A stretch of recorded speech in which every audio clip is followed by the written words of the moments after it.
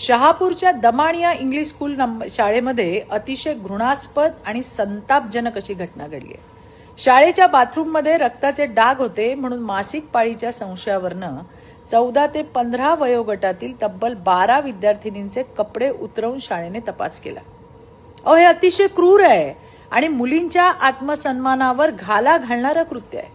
मासिक पाळी आली म्हणजे काही गुन्हा नाही, पण रक्ताचे डाग आढळले म्हणून शाळेकडून ही क्रूरतेची परिसीमा गाठणं म्हणजे अतिशय लज्जास्पद अशी बाब आहे. घडलेली ही घटना केवळ अमानवी नाही तर थेट स्त्रीत्वाचा आणि विद्यार्थिनींच्या आत्मसन्मानाचा भयानक असा अपमान आहे.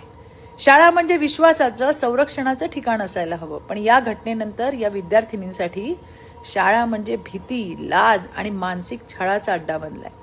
या घटनेबाबत संबंधित मुख्याध्यापकांवर पॉक्सो अंतर्गत गुन्हा दाखल झाला असं समजतंय. याशिवाय जे जे जबाबदार असतील त्यांच्यावर गुन्हा दाखल करण्यात यायलाच हवा, यासाठी मी स्वतः सुद्धा त्याचा पाठपुरावा करणार आहे. शाळेमध्ये विद्या शिकवली गेली पाहिजे, आत्मविश्वास मुलींमध्ये रुजवला गेला पाहिजे.